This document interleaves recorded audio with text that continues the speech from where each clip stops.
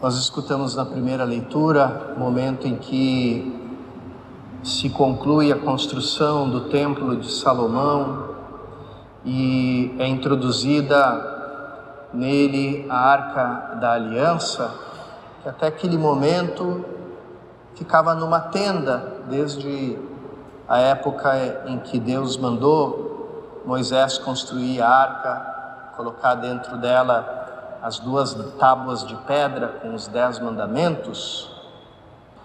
E isso de por si só já é interessante a gente refletir, porque em todos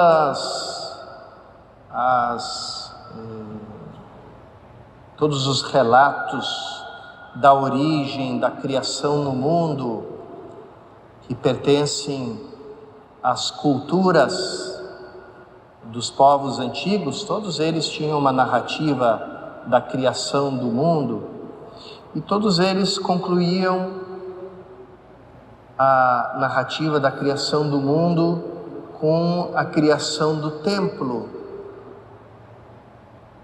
O único relato de criação do mundo que não conclui dessa maneira é justamente o relato bíblico. O relato da Bíblia não termina com a construção de um templo.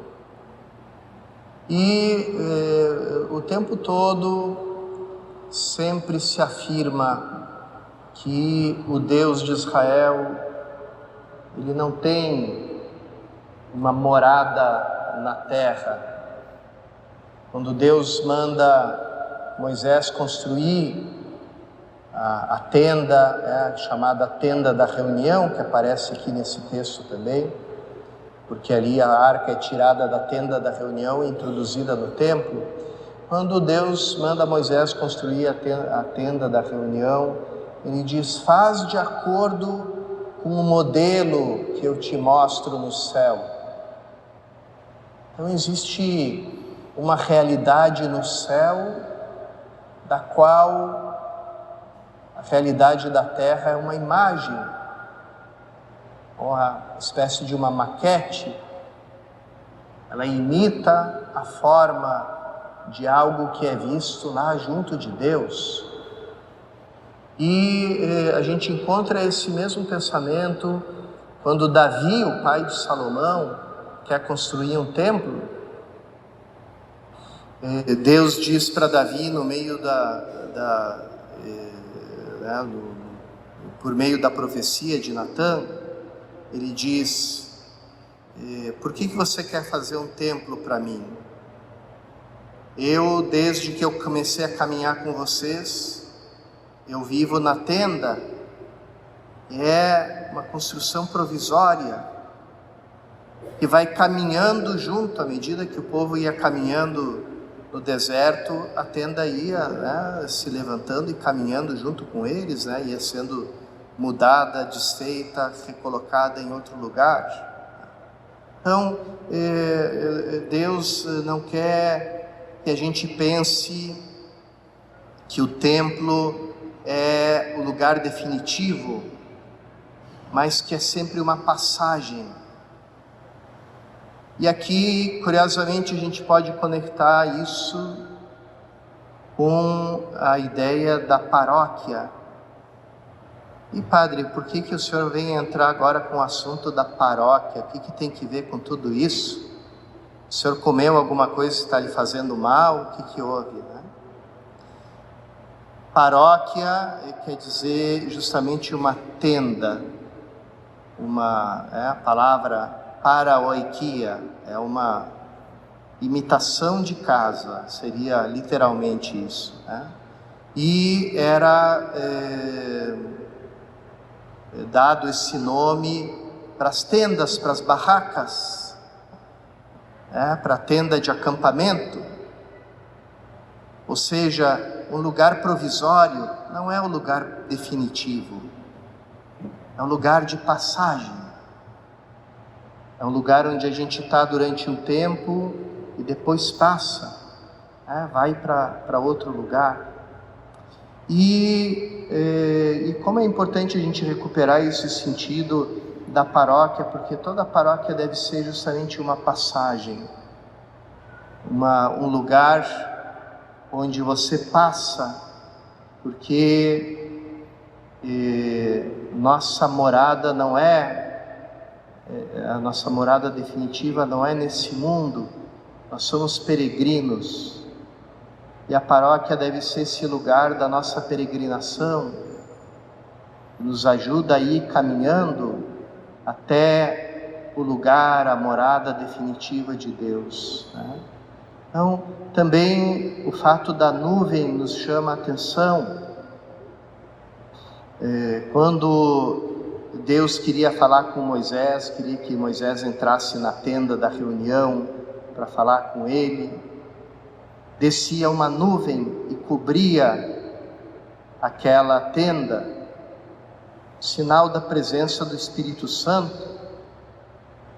No Monte da Transfiguração também vai descer uma nuvem e vai cobrir os discípulos. No meio da nuvem se escuta a voz do Pai e diz: esse é o meu filho, escutem a ele.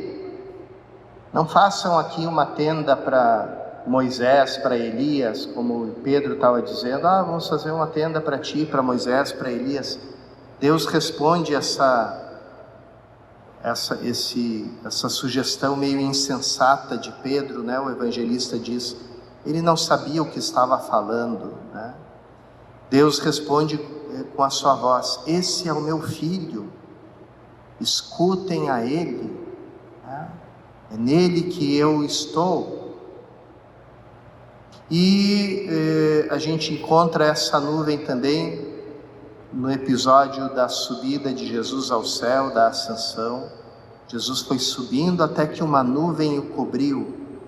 Ali aquela nuvem já não é mais em torno de uma imagem, mas da realidade. Cristo entra no santuário do céu com a sua humanidade, com a nossa humanidade, para fazer com que ela sente à direita de Deus, como é explicado na carta aos Hebreus. E depois a gente pode encontrar também essa nuvem nas palavras do anjo Gabriel dirigidas a Maria: eis que conceberás e darás à luz a um filho. Como se dará isso? Não conheço o homem. E o anjo responde: o Espírito de Deus virá sobre ti, o poder do Altíssimo te cobrirá com a sua sombra. Ou seja, aquela presença de Deus, né, vai vir a ti, a manifestação da glória de Deus, e você vai ser a nova tenda do encontro, a nova arca da aliança.